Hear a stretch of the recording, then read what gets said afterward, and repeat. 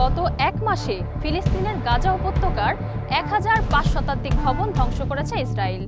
গত ২৯ সেপ্টেম্বর গাজায় যুদ্ধবিরতি সংক্রান্ত নতুন প্রস্তাবনা দেন মার্কিন প্রেসিডেন্ট ডোনাল্ড ট্রাম্প। যুক্তরাজ্যের রাজনীতিতে আবারও শুরু হয়েছে নেতৃত্ব সংকটের আলোচনা।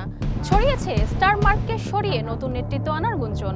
এক জরিপে দেখা গেছে স্টারমারের জনপ্রিয়তা লেবার পার্টির ইতিহাসের সর্বনিম্ন পর্যায়ে রয়েছে।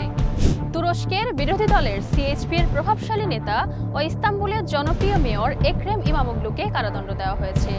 শহরটির প্রধান প্রসিকিউটর তার বিরুদ্ধে এনেছেন ১৪২টি দুর্নীতির অভিযোগ।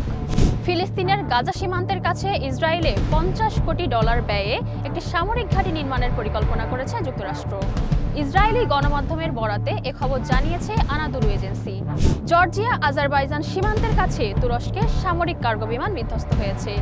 এই ঘটনায় বিমানে থাকা ২০ জন সেনার সবাই নিহত হয়েছে। উড্ডয়নের পরপরই বিমানটি রাডার থেকে অদৃশ্য হয়ে যায়। দিল্লিতে বিস্ফোরণের পর কাশ্মীরে ব্যাপক ধরপাকড় শুরু করেছে ভারতের নিরাপত্তা বাহিনী। এরই মধ্যে অঞ্চলটিতে ২ শতাধিক স্থানে অভিযান চালানো হয়েছে। আটক করা হয়েছে কয়েকশো সন্দেহভাজনকে। ইসরায়েলি প্রধানমন্ত্রী বেনিয়ামিন নেতানিয়াহুর ঘনিষ্ঠ উপদেষ্টা ও ইসরায়েলের কৌশলগত বিষয়ক মন্ত্রী রন পদত্যাগপত্র জমা দিয়েছেন। রনকে নেতানিয়াহুর আস্থাভাজন মনে করা হতো। লিবিয়ার উপকূলে একটি রাবার বোট উল্টে অন্তত ৪২ জন অভিবাসী মারা গেছে। ইউরোপে পাড়ি জমানোর চেষ্টার সময় ডুবে যাওয়া এই নৌকার সব অভিবাসন প্রত্যাশীর প্রাণহানি ঘটেছে বলে জানিয়েছে জাতিসংঘ। বিশ্বের সবচেয়ে বড় যুদ্ধজাহাজ ইউএসএস জেরাল্ড আর ফোর্ডকে কেন্দ্র করে গঠিত মার্কিন নৌবহর ক্যারিবীয় সাগরে পৌঁছেছে। ব্রিটিশ সংবাদ মাধ্যম বিবিসি এক প্রতিবেদনে এই তথ্য জানিয়েছে।